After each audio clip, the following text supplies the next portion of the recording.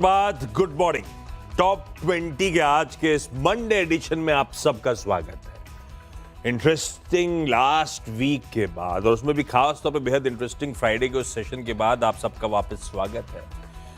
Friday को जाते जाते कुछ मुनाफा वसूली का दबाव हावी हुआ था, तो आज कुछ रिस्पाइट शुरुआती ट्रेड में स्क्रीन पे नजर आया, ऐसा गिफ्ट निफ्टी कह रहा है। 1/3% बढ़त के साथ इस मंथली एक्सपायरी वीक की हम शुरुआत करने जा रहे हैं और वजह है यूएस में कामकाज। फ्राइडे को बढ़िया 1% का उछाल और आज सुबह के फ्यूचर्स भी मजबूती के साथ ट्रेड कर रहे हैं, तो हैंडओवर बढ़िया है, इसीलिए मूड सुधरा सुधरा सा आपको नजर आएगा।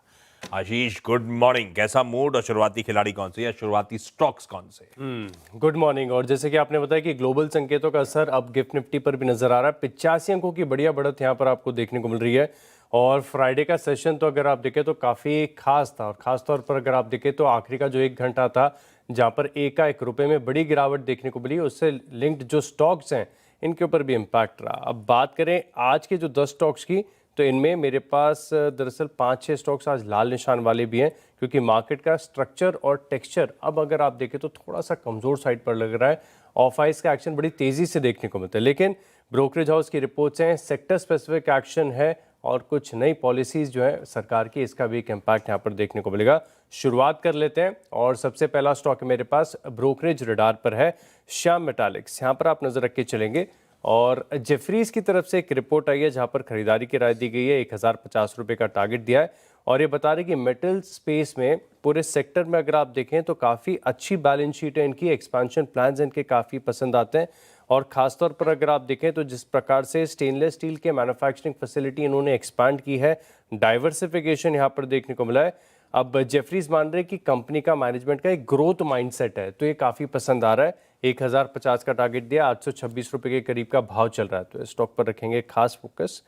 एक टेक्निकल तौर पर स्टॉक है जो सिग्निफिकेंटली ऑफ आइज है, बढ़िया थीम थी पिछले 2 क्वार्टर तक का आप देखें तो इन स्टॉक्स में बड़ी ज़बरदस्त रैली देखने को मिली थी। मैं बात कर रहा हूँ ग्लोबल हेल्थ केयर यानी मेदांता की।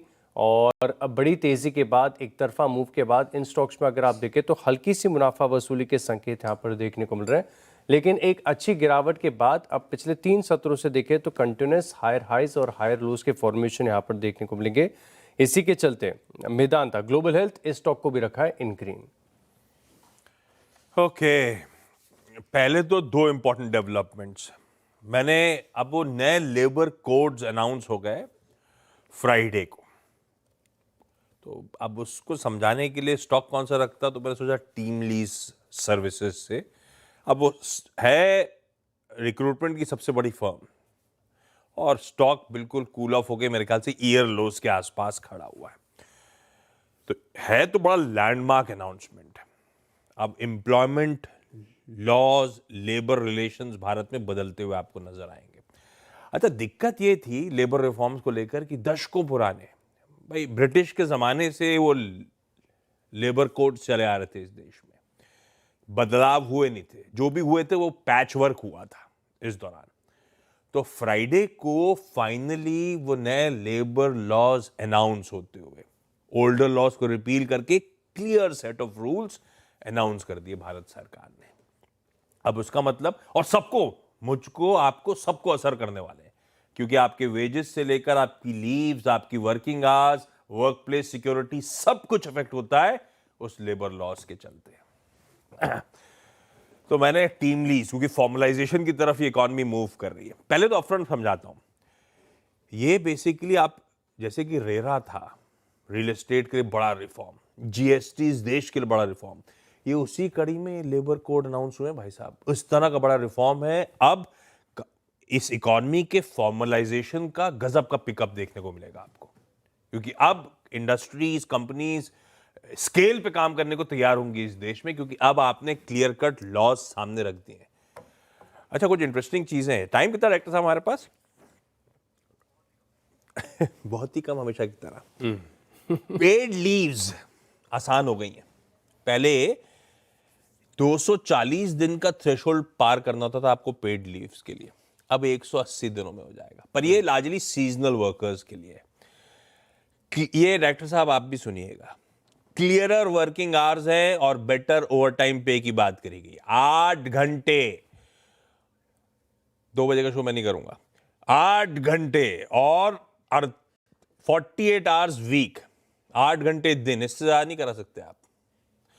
इसके ऊपर कराओगे तो over time double the normal price पे करना पड़ेगा आपको, क्या बात है। डबल द नॉर्मल वाह। प्राइस। ध्यान रखिए, आप अगली बार शो देने से पहले सोचिएगा। अपॉइंटमेंट लेटर्स मैंडेटरी हैं ये गिग वर्कर्स के लिए। अच्छा, इससे क्या हुआ है, मिलियंस ऑफ गिग वर्कर्स इस देश के जो है ना सोशल सिक्योरिटी के दायरे में आ गए। जोमेटो, स्विगी, उबर, ओला, ये सब रडार पे आएंगी। खैर, ऐसी मैच चलता रहा तो लेबर लॉ में बहुत कुछ इंटरेस्टिंग बताता चलूंगा, लेकिन टीम लीज को रख लिया रडार पे। दूसरा, एक थोड़ा सा फ्राइडे को एक सैड इंसिडेंट। अब वो सेंटिमेंट्स और लॉजिक अलग रखना है तो मैं HAL को लाल लेके जा रहा हूं। हुआ क्या था, फ्राइडे को वो दुबई एयर शो में एक बड़ा फेटल सा क्रैश हुआ तेजस एयरक्राफ्ट का, MK-1A का, जब वो एक दुबई एयर शो में डिमॉन्स्ट्रेशन चल रहा था इंडियन फाइटर जेट्स का। अब वो सैडली उसमें हमारे एक पायलट की डेथ भी हो गई उसके। खैर, दिक्कत ये है, HAL में रडार पे इसलिए रख रहा हूं क्योंकि एक बहुत बड़े ग्लोबल स्टेज में ये इंडिजिनस फाइटर का एक एक्सीडेंट होता हुआ इमीडिएटली सवाल उठेंगे उसकी रिलायबिलिटी पे, एक्सपोर्ट रेडीनेस पे, उसकी ऑपरेशनल सेफ्टी पे। और एक्सपेक्टेशंस तेजस को लेकर, HAL को लेकर बहुत हाई है और इसीलिए ये स्टॉक बड़ा प्राइस टू परफेक्शन है। हालांकि आई एम श्योर अब जब पता चलेगा, अब तो जांच बैठ गई है तो आगे पता चलेगा, लेकिन इस समय वो सेंटिमेंट डैम्पनर जरूर है। वैसे फ्राइडे का इंटरडे चार्ट उठाइएगा, पता नहीं क्या था, फ्राइडे को दबाव के साथ दिन भर काम करते करते 3% कमजोरी के साथ बंद हुआ था, पर आज ये रडार पे रहेगा। ये रहेगा, डिफेंस स्टॉक्स रहेंगे, लेकिन इसको HAL को सिर्फ रेड लेके जा रहा हूं क्योंकि लॉजिक कहता है कि थोड़ा सा इस पे थोड़ा सा कॉशियस रहना चाहिए या फिर वॉच पे रखना चाहिए। भाई साहब, अगले दो कौन से? वॉच पे रखना पड़ेगा, लेकिन मैं पूरी टाइमलाइन भी देख रहा था तेजस की कि जिस प्रकार से अगर आप देखें तो इसकी रिलायबिलिटी को लेकर कुछ मोटिवेटेड कहीं ना कहीं बात आ रही है कि एक्सपोर्ट ऑर्डर्स की, लेकिन इतनी बड़ी डोमेस्टिक इनकी ऑर्डर बुक है और इंडियन एयरफोर्स ने अगर इसको इंक्लूड किया है तो आप इसकी रिलायबिलिटी पर शक तो बिल्कुल नहीं कर सकते। अब लेकिन एक्सपोर्टर कोई है खरीदने के लिए बैठा हुआ था तो आपसे तो वो थोड़ा सा वेट तो करेगा इस जांच का। सेंटिमेंट डैम्पनर तो हो गया। खैर, HAL रडार पे, बाकी क्या? हाँ बिल्कुल, यहाँ पर रखेंगे खास फोकस। और जो अगले स्टॉक्स हैं जहाँ पर हमें नज़र रखनी चाहिए, इनमें अगर आप देखें तो एक और ब्रोकरेज रडार पर जो स्टॉक आ रहा है वो है IKS हेल्थकेयर, और यहाँ पर नोमेरा की तरफ से रिपोर्ट आई है और 2000 रुपये के करीब का इन्होंने टारगेट दिया है और बता रहे कि US जो हेल्थकेयर स्पेस है इसमें काफ़ी बढ़िया ग्रोथ की अपॉर्चुनिटी है। कंपनी के CAGR ग्रोथ काफ़ी अच्छे बताएं तो इस स्टॉक को इन ग्रीन रखा है। इसके अलावा अगर आप देखें तो SBI का JB ब्रोकरेज हाउस के रडार पर है। अब आज मॉर्गन स्टैनली की तरफ से रिपोर्ट आई है जो बता रहे हैं कि प्री जो फेस्टिव पीरियड में ग्रोथ देखने को मिली है वो फेस्टिव के बाद भी यहाँ पर ग्रोथ का मोमेंटम बरकरार देखने को मिला है और बता रहे कि जो GST कट्स के बेनिफिट है ये अक्रॉस इंडस्ट्री एक बड़ा बेनिफिट है। तो SBI का ये स्टॉक ज़्यादा चला नहीं है, कभी परफॉर्म नहीं किया स्टॉक ने। आज देखना होगा कि कैसा इंपैक्ट है। गिफ्ट निफ्टी 80 अंकों की बढ़त दिखा रहा है तो इस स्टॉक को भी रखा है इन ग्रीन। टाटा पावर ने भूटान की द्रुक ग्रीन पावर के साथ एक कमर्शियल एग्रीमेंट साइन किया है, हरे में रख दिया है इसको। 1125 मेगावाट का हाइड्रो इलेक्ट्रिक पावर प्रोजेक्ट, जिसके लिए इनिशियल इन्वेस्टमेंट जा रहा होगा, इनकी 40% हिस्सा होगा, इन ग्रीन रखा। RVNL ने कहा कि इनको रेलवे से 181 करोड़ का अपडेट आया है कि L1 है, लोएस्ट बिडर है। अभी लेटर ऑफ अवार्ड नहीं आया है, लेकिन L1 है तो बट ऑब्वियस है इन्हीं के पास लेटर ऑफ अवार्ड आ रहा होगा, इसीलिए इसको इन ग्रीन कर दिया। आशीष, अगले दो? अगले दो जो स्टॉक्स है मेरे पास यहाँ पर आप रखेगा फोकस। एक तो डिलीवरी है और ये स्टॉक मैंने आपको शुक्रवार को भी बताया था, गिरावट यहाँ पर देखने को मिली थी। अब ये स्टॉक लुढ़क कर आ गया है 4 महीने के निश्चित स्तर पर। चार्ट का स्ट्रक्चर बड़ा कमजोर है तो डिलीवरी इस स्टॉक को फिर से आप अपनी लिस्ट में शामिल कर सकते हैं। एक और स्टॉक है भारत फोर्ज और इस स्टॉक में भी आप देखें तो एक तरफा बड़े मूव्स यहाँ पर आपको देखने को मिले थे, वन वे रैली यहाँ पर देखने को मिली थी, लेकिन ये स्टॉक पिछले 2 दिनों से थोड़ी सी वीकनेस दिखा रहा है। अब खास बात यह है कि शुक्रवार को जिसकी हम चर्चा भी कर रहे थे शो की शुरुआत में कि आखिरी 1 घंटे में जिस प्रकार से रुपए में बड़ी गिरावट यहाँ पर देखने को मिली थी, अब लोग गिर गया रुपया, उसके बाद काफ़ी सारे कारण ढूंढ रहे थे। इसमें से एक कारण ये भी निकल कर आया कि हो सकता है कि अब ये जो ट्रेड डील है भारत और US के बीच में, इसमें दूरी आपको थोड़ी सी देरी देखने को मिल सकती है। तो एक इम्पैक्ट इसका भी हो सकता है शुक्रवार को गिरावट का, लेकिन अब स्ट्रक्चर थोड़ा सा कमजोर हो गया है, तो भारत फोर्ज इस स्टॉक को भी रखा है इन रेड। सिक्का लॉजिस्टिक्स बहुत महीनों बाद शायद रडार पे आ रहा है। हालांकि अब तो अरे ये तो 7-7.5 का है, छोड़ दीजिए इसको, कोई और रिप्लेस करेंगे इसको, बहुत छोटी हो गई। भाव नहीं देखा था मैंने, मार्केट कैप तो 600-700 करोड़ दिखा रहा था। नहीं, हटा दीजिए इसको, नहीं ले रहे। हाँ, अरे यार डायरेक्टर गलत दिखाए थे क्या? यार डरा दिए यार, रखिए इसको रडार पे। सिक्का लॉजिस्टिक्स दरअसल सदर्न रेलवे से इनके गति शक्ति कार्गो टर्मिनल की कमिश्निंग को मंजूरी मिल गई है। ये वहाँ पे तमिलनाडु के पुनेरी गांव में इनका एक टर्मिनल सेटअप हो रहा है, जिसकी कमर्शियल ऑपरेशंस की अब शुरुआत हो रही होगी। इनकी रिलीज कहती है सिग्निफिकेंटली अब लॉन्ग टर्म रेवेन्यू में ये गति शक्ति कार्गो टर्मिनल कंट्रीब्यूट कर रहा होगा, इसीलिए सिकाल को इन ग्रीन रखा है। ल्यूपिन को रेड रखा है। दरअसल यूएस एफडीए मोड में आया, खूब सारे इंस्पेक्शन और थोड़ा सा मुंह फूला हुआ था पोपा का। तो यूएस एफडीए की गोवा फैसिलिटी की जांच जो हुई थी उसमें 7 आपत्तियां सामने आई है, 7 ऑब्जर्वेशंस इन रेड रख दिया इसको।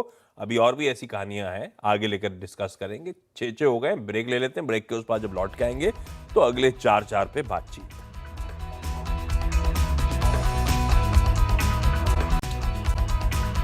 चलिए, ब्रेक के बाद आपका स्वागत है और अगले 4 स्टॉक्स पर बात कर लेते हैं। भारत फोर्ज की हमने ब्रेक से पहले बात की थी। अब आरईसी लिमिटेड, आरईसीएल, इस स्टॉक पर भी आप फोकस करके चल सकते हैं। कुछ स्टॉक्स मैंने आज अपनी लिस्ट में ऐसे भी शामिल किए जिनका स्ट्रक्चर बड़ा कमजोर लग रहा है और मार्केट्स में गिरावट के साथ इन स्टॉक्स में भी आपको तेज ऑफ हाइज के एक्शन देखने को मिलते हैं। तो फिलहाल के लिए तो 80 अंक ऊपर गिफ्ट निफ्टी दिखा रहा है, लेकिन अगर मार्केट ऑफ हाइज होता है, गिरावट आती है, तो ऐसे स्टॉक जिनका स्ट्रक्चर वीक है इन पर आप फोकस करके चल सकते हैं। अब फिलहाल के लिए अगर आप देखें तो स्टॉक थोड़ा सा डेली चार्ट पर साइडवेज चल रहा है, लेकिन बायस बिल्कुल नेगेटिव है। इसके लिए आरईसीएल इस स्टॉक को रखा है इन रेड। आईजीएल यहाँ पर भी आप नजर रख के चल सकते हैं और आईजीएल के चार्ट्स में भी आप देखें तो वीकनेस आपको साफ नजर आएगी। अब यहाँ पर अगर आप देखें तो जो चार्ट का पैटर्न है, 1 मिनट होल्ड करिएगा, मैं आपको बताता हूँ। यहाँ पर वीकली चार्ट पर जो स्ट्रक्चर है ये थोड़ा सा कमजोर साइड पर लग रहा है और खास बात यह कि पिछले 5 दिनों से लगातार लोअर लोज और लोअर हाइस के फॉर्मेशन यहाँ पर आईजीएल पर आपको नजर आएंगे। शुक्रवार को भी स्टॉक थोड़ा सा गिरकर ही बंद हुआ है, तो स्टॉक को भी लिस्ट में शामिल करें। कल्पतरू पावर को रखिए रडार पे और उसके साथ भाई जोड़ लीजिए एचजी इंफ्रा इंजीनियरिंग को, क्योंकि एक ही कड़ी से बंधे हुए हैं। दोनों इन ग्रीन हैं, दोनों को मिलके इनके दरअसल जॉइंट वेंचर को, कल्पतरू का जिसमें 60% और एचजी इंफ्रा का 40% जेवी में स्टेक है। 1415 करोड़ का order Maharashtra metro rail corporation से बैक करती हुई है जेवी। तो तार जुड़े हुए थे, 2 स्टॉक मिल गए एक ही स्टोरी पे, दोनों को ग्रीन कर दिया। भाई साहब अगले 2 कौन से, लास्ट 2 कौन से? आखिरी 2 हैं, एक तो डिविस लैब है और इसके चार्ट पर भी देखें तो डेली चार्ट पर आपको एक हेड एंड शोल्डर पैटर्न नजर आएगा। हालांकि इसका जो राइट शोल्डर है इसका कंस्ट्रक्शन पूरी तरीके से हुआ नहीं है, लेकिन किताबों में कई बार कहा जाता है कि पैटर्न्स हमेशा पूरी तरीके से परफेक्ट नहीं होते। स्ट्रक्चर को ट्रेड करने का तरीका बिल्कुल सेम है, तो डिविस लैब इस स्टॉक को रखा है इन रेड। और आखिरी स्टॉक है जिस लेबर लॉस की हम चर्चा कर रहे थे, इटर्नल, क्योंकि यहाँ पर बताया जा रहा है कि एबिटा लेवल पर इम्पैक्ट यहाँ पर देखने को मिल सकता है। हालांकि जितनी भी प्लेटफॉर्म कंपनीज हैं इनके लिए बड़ा आसान होता है पास ऑन करना है, को थोड़ी सी प्लेटफॉर्म फीस को बढ़ा दिया और ये इम्पैक्ट नलीफाई हो जाता है। लेकिन फिलहाल के लिए जो पूरा क्विक कॉमर्स है इसमें आप देखें तो एक अलग तरीके का सिनारियो चल रहा है। सबने जो चार्जेस हैं काफ़ी हद तक वेव ऑफ कर रखे हैं, लेकिन इटर्नल यहाँ पर जो लेबर लॉज में निकल कर आया है कि 1 से 2% जो ओवर टर्नओवर है इसका जीआईजी वर्कर्स को कंट्रीब्यूशन देना पड़ेगा एज अ सोशल सिक्योरिटी, तो इसका इम्पैक्ट कॉस्ट पर तो जरूर देखने को मिलेगा। तो इटर्नल सेंटिमेंटल इम्पैक्ट है, इस स्टॉक को रखा है इन रेड। ये है फॉर्मलाइजेशन ऑफ इकोनॉमी। उन गिग वर्कर्स को, मतलब ये सब जो काम करते हैं वो आपके डिलीवरी प्लेटफॉर्म्स में, अब आपने वो राइड हेलिंग जो ऊबर ओला और बाकी सारी हैं, और प्लेटफॉर्म कंपनीज जो हैं जहाँ पे भी सब गिग वर्कर्स जुड़े हुए हैं, जब आप कहते हो सोशल सिक्योरिटी बेनिफिट्स, तो दरअसल इनको प्रोविडेंट फंड के बेनिफिट्स देने होंगे, इनको इंश्योरेंस देना होगा, वो इन लोग को आप मैंडेटरी एप्लीकेशन लेटर देने पड़ेंगे, अपॉइंटमेंट लेटर्स। अब ये सब फॉर्मलाइजेशन हो रहा होगा, तो पास ऑन पता नहीं इस कॉम्पिटिटिव इंटेंसिटी में कैसे कर रहे होंगे, अभी तो नहीं कर रहे होंगे, अभी तो झेल रहे होंगे, तो इम्पैक्ट तो आना है, सही है। इटर्नल इन रेड है भाई। आखिरी के दो जो हैं, अरे एक मिनट खोल लूं। मैंने ल्यूपिन मेंशन करा था क्योंकि यूएसएफडीए फूफा का मूड थोड़ा सा फूला हुआ था, तो नैटको फार्मा की भी बारी लगी। इनके चेन्नई एपीआई यूनिट को यूएसएफडीए ने इंस्पेक्ट करा, उस जांच को कंक्लूड करा और जो रिपोर्ट कार्ड आई उसमें 7 आपत्तियां यहां पर भी। तो 7 ऑब्जर्वेशंस हैं, नैटको फार्मा इन रेड है। फिर फूफा निकले शिल्पा मेडिकेयर की तरफ। शिल्पा मेडिकेयर के यूनिट 4 तेलंगाना के यूनिट को इंस्पेक्ट करा गया। 10 दिन वो इंस्पेक्शन चला। उसके बाद उनके पास भी रिपोर्ट कार्ड आई, जिसे हम कहते हैं फॉर्म 483। 8 आपत्तियां हैं। हालांकि शिल्पा मेडिकेयर अपनी रिलीज में कहती है कि कोई रिपीट ऑब्जर्वेशन नहीं था, मतलब पुराने पाप तो धो दिए थे, लेकिन ये नया आ गया 8। पर ठीक है। पर दे गॉन टू से, अब इसे लाल तो रख ही रहा हूं, पर उन्होंने एक अच्छा क्लैरिफिकेशन दिया कि हमारे कुल बिजनेस का 1% यहां से आता है, मतलब यूएस सेल्स, इस जो ये प्रोडक्ट बनाता है यूनिट 4 एपीआई, उससे सिर्फ 1% यूएस जाता है। और हमारे पास बाकी रेगुलेटर्स, ईएमए यूरोप का, हेल्थ कनाडा का, ब्राजील का, ऑस्ट्रेलिया के सब रेगुलेटर्स की मंजूरी है हमारे पास। यूएस एफडीए की लेकिन आपत्ति आ गई है, ऑब्जर्वेशंस आ गए, बहुत ज्यादा एक्सपोजर नहीं है, पर फिर भी लाली रखते हैं नैटको को, किसी ल्यूपिन को, किसी शिल्पा को। ये नीचे अपडेट चल भी रहे हैं ल्यूपिन रिलेटेड। खैर 10 स्टॉक्स पूरे कर लिए हमने। खबरें कम होती जा रही हैं, किसी ने चूस लिया एकदम इंडिया इनको खबर ही नहीं आती है। खैर ब्रेक ले लेते हैं, ब्रेक के उस पर जब लौट के आएंगे ना, तो इन्हीं 20 स्टॉक्स का एक बढ़िया सा रैप अप। स्टॉक्स का रिकैप देख लेते हैं। सबसे पहले श्याम मेटालिक्स और ग्लोबल हेल्थ, ये 2 स्टॉक अपने रडार पर रखेंगे। इसके अलावा आईकेएस हेल्थकेयर, यहाँ पर नोमरा की तरफ से काफ़ी बढ़िया रिपोर्ट है। एसबीआई का आज पर भी मॉर्गन स्टैनली की कमेंट्री काफ़ी अच्छी है। और delivery, Bharat Forge, REC, IGL, Divis और इटर्नल, इन स्टॉक्स को रखा है इन रेड। आज तो मिक्स्ड है एकदम मामला। हाँ, मेरी 10 भी आपकी स्क्रीन पर आएंगी। हाँ, लाल और हरे दोनों है, जैसी खबर वैसे स्टॉक्स।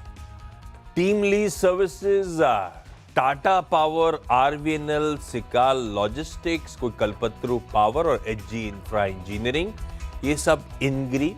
क्यों? क्योंकि वो खबरें साइड में लिखी हुई है। एचएएल, ल्यूपिन, नैटको फार्मा और शिल्पा मेडिकेयर, ये 4 इन रेड में जा रहा हूं आज के कारोबारी सत्र के।